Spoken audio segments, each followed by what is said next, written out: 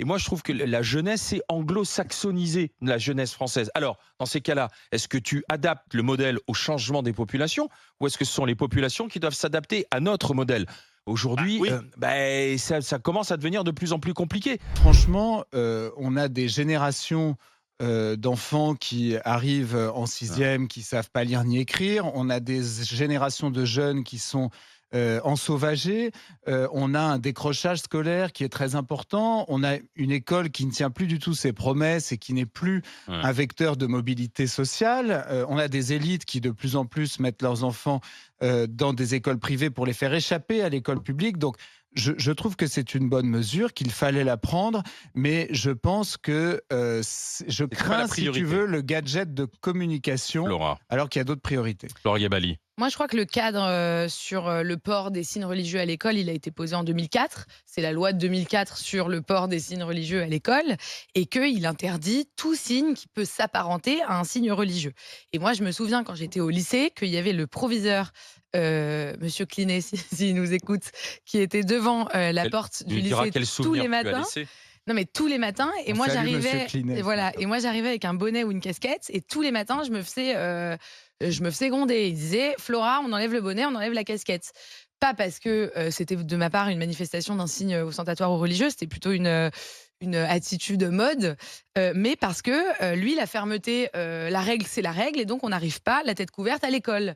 Et en fait, bon, bah, ça, c'est la loi de 2004. Après, on peut se poser la question de quel modèle on veut. Est-ce qu'on veut changer de modèle et Mais ne c'est quoi? plus- C'est la police du vêtement, là, alors, ou Et pas? c'est pas la police du vêtement, c'est que tout ce qui peut s'apparenter à un signe religieux n'a pas sa place à D'accord. l'école. Moi, je crois que cette loi, elle est juste.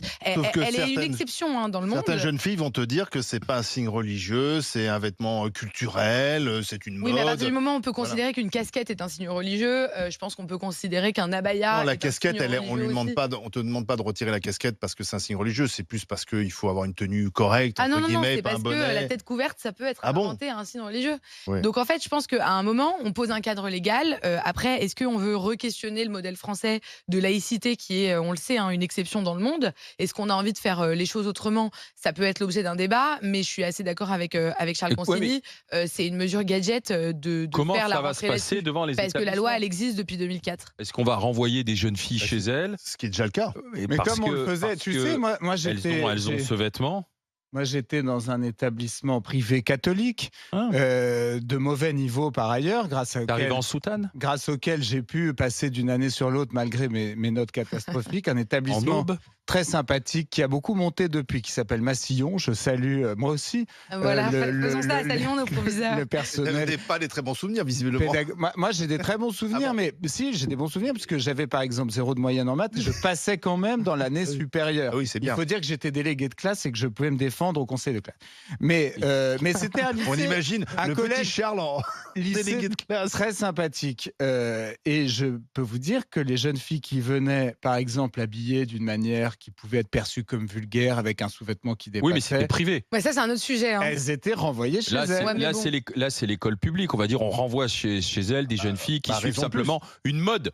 Voilà, une mode venue Non. certes de la part d'influenceuses sur des Bah, c'est réseaux, devenu sur c'est- des réseaux de Dubaï, du Non, mais Qatar, c'est etc. une mode venue de pays musulmans. C'est-à-dire qu'il faut pas. Oui, mais non, mais je faut pas suis être- d'accord. non, mais Je dis simplement comment ça va se. faut Ces pas jeunes être filles vont naïf. être Non, mais renvoyées et chez surtout, elles. c'est une Elles vont mode dire, ça qui veut a dire, un elles vont lien dire avec la religion, l'école ouais. française ne veut pas de nous Mais c'est uniquement toujours à le cause même. d'une Mais tenue. tu sais, c'est toujours le même débat Alors qu'on a. dans les pays anglo-saxons, elles peuvent Bien arriver sûr, comme c'est elles comme veulent à elles l'école. veulent. C'est le débat C'est pas le même modèle. qu'on a tout le temps. C'est comme la question, est-ce que les femmes voilées, les mères voilées peuvent accompagner ou pas en sortie scolaire les enfants?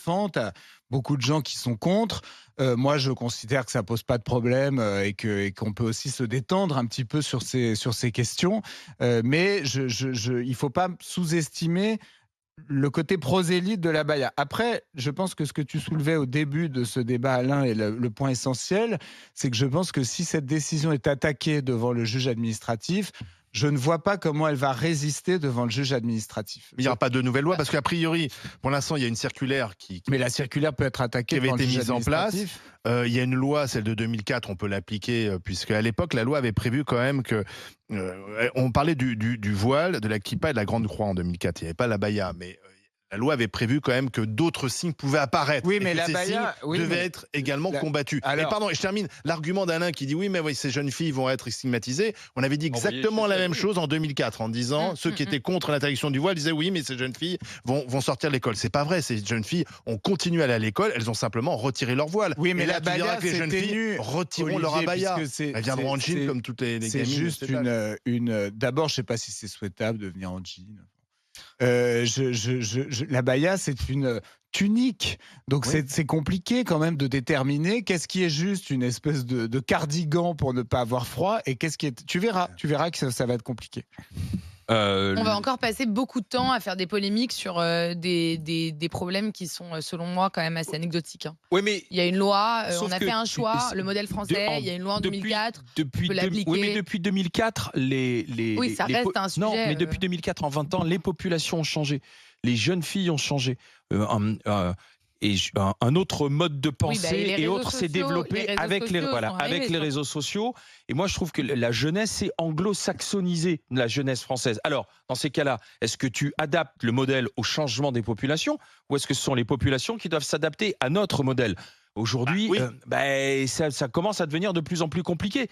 Si tu veux, parce que vestimentairement, la manière de penser a complètement changé pour cette jeunesse qui n'est plus forcément française, elle est mondialisée. Il y a un effet de mode. Elle se dit, tiens, pourquoi il y a des jeunes filles qui me ressemblent et qui dans d'autres pays peuvent venir habiller comme elles veulent. Elles ont le même type d'enseignement et en France, on est arc-bouté sur des principes.